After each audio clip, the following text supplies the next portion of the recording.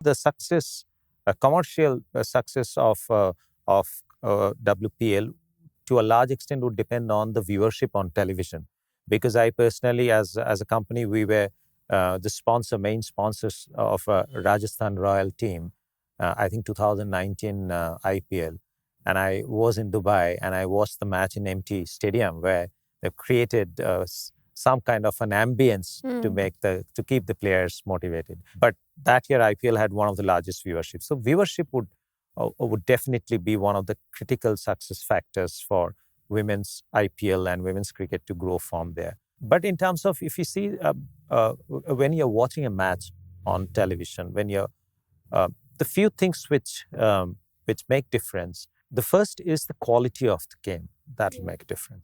Then the pomp and show, like how much of glitz and glamour, how good coverage is the thing, and then most importantly, possibly marketing and awareness.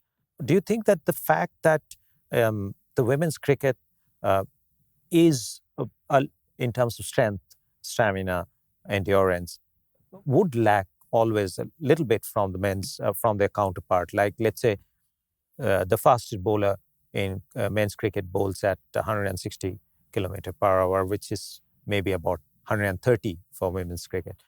So do you think that will come in as a challenge in terms of viewership? People would watch a game, not really whether the men are playing the game or women are playing the game.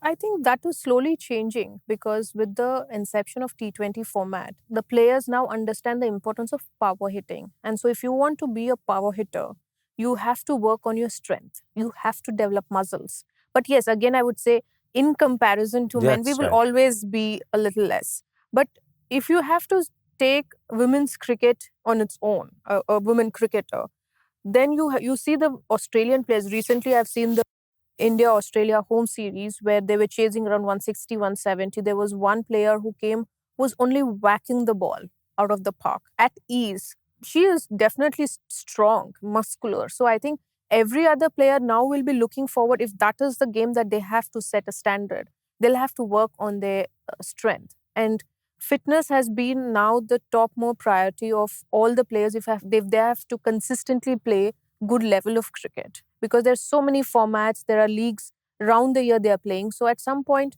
if you don't take charge of your fitness or looking after your body and what you eat, your body is going to break down soon. So that is also one thing that the players are aware of. And women's cricket has, in terms of T20, the standard, it is now a good standard. You get to see good standard in terms of Australians, Indian players are coming there. There's an England team, there are New Zealand. So overall, I think there has been growth in the standard. Fortunately, there's some survey. I was told that only 15% respondent had said that skill and physicality would influence their choice or their choice of watching women's cricket on television. So it's only 15%. And majority of them, a whopping close to 50%, felt that the factor that would influence viewership of women's cricket are the marketing and awareness. So Yes. Yeah, I also agree to that, because if you have a very important series and then people don't know that there is an international game happening, then how are you going to attract people to come to the stadium and watch you play, or turn on the channel and watch them play? So marketing is very, very important, because that difference I did feel in the past. Despite playing in good international stadiums, when you don't have a hoarding to promote the international series, then nobody knows that, okay, next door there's an international game happening. Absolutely. And there's another silver lining to it, is that I think 75% respondent in that survey has said that the marketing and awareness, level of marketing and awareness had improved significantly as far as women's cricket is concerned. So everything is going in the right direction. There's another report which says that for a male sports person, popularity, fame, and their sporting ability decides how they are assessed. But for a women sports person, the appearance plays a major role. That's possibly not fair, according to you. And will it change in near future? Well, I would say rather than the appearance, people should go at the personality and the presentation of an athlete, whether it is men or women. It should But not for be men, looked. it doesn't make a difference that they're same. Well, I feel that people should change that Should change perception. that perception. If any athlete or any celebrity who's a public figure should be looked at as they have to be presentable and carry themselves well.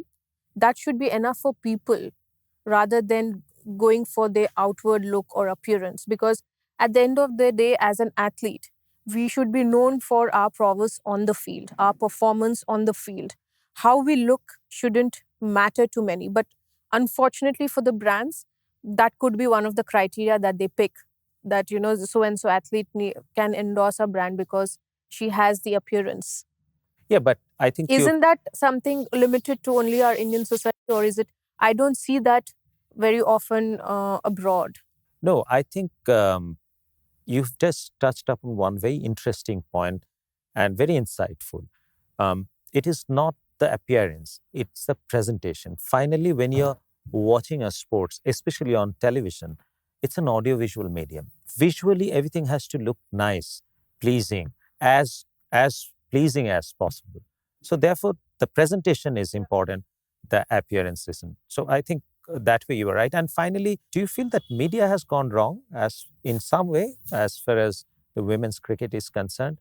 Like, let's say that sportsperson like Sania Mirza or Saina Nehwal or a PV Sindhu, they get written about more than the women's cricketer. Do you feel that there was a wrong end that you belong to, being a women cricketer? See, media has a very big role to play when it comes to women's sport and writing about women athletes and their uh, performances and their accomplishments. But I also feel that it has two takes to it, two sides to it. In today's time, what I see reading the articles is that, you know, if a journalist has any liking towards an athlete, if they happen to be their favorite athlete, you know, that they look up to, the narrative of the article is very sweet, despite, you know, there could be certain facts that they ignore. But if the journalist for some reason doesn't like an athlete, the narrative is very different, you know, and that does impact, you know, because a general public doesn't really look into what has happened in 1 year's time or 2 years' time. And they happen to read that article and they form an opinion based on the version of a journalist, not necessarily whatever is written is closer to the facts. Duologue with Barun featuring Mithali Raj.